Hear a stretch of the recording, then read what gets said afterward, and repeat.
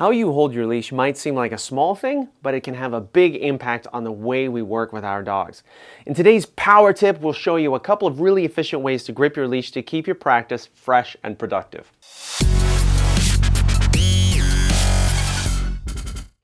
Hey everyone, Ian here with Simpawtico Dog Training, and before we get into this power tip on leashes, please make sure you're subscribed so you never miss a single one of our videos.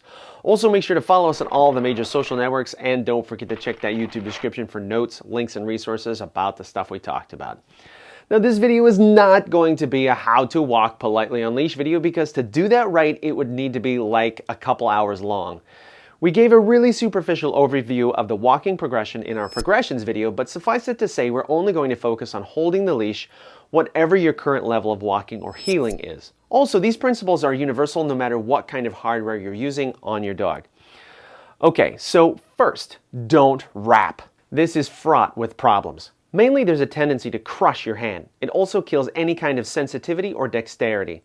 A leash should be treated like a sensitive communication tool, and you can't do that with it wrapped like spaghetti around a fork. Likewise, if you need to unwrap that hand to answer your phone or open a door or a gate, it's a pain in the neck.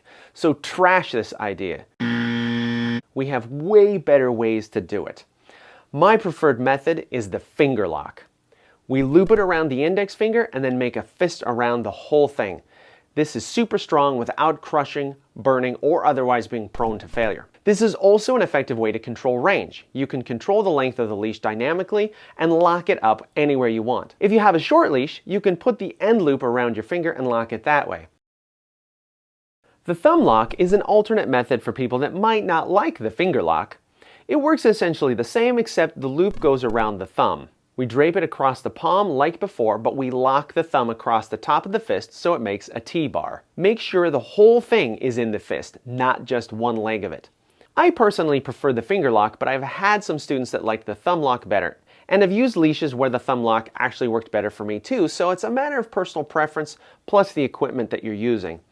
It's also very important that the distal end of the leash, that is to say the end that goes to the dog, always exits the palm on the pinky side. Lots of people do this weird kind of underhand grip, and that is problematic. Your wrists and arms aren't designed to work that way. You lock up your joints and you lose dexterity and strength.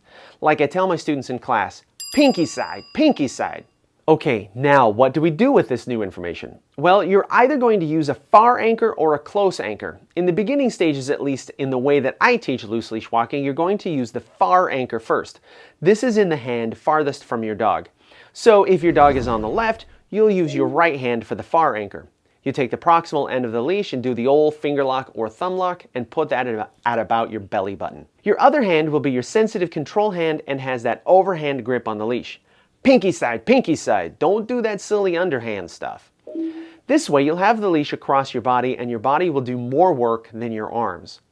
You can also use your anchor hand to manage range more effectively than with your control hand. The control hand should be for fine, sensitive control. Large, gross movements should be done with the anchor hand. In the advanced stages, once your dog has a good grasp of loose leash walking, you can switch to a close anchor, which means you combine your anchor and control hand.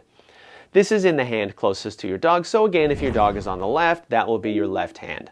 At this point in your practice, you shouldn't need more than small movements from your wrist to communicate with your dog anyways. Like I said, this is usually a more advanced stage, so most of you are going to be using the far anchor for now. Alright everyone, I hope this video has helped reconfigure how you hold your leash for more strength, dexterity, and better communication.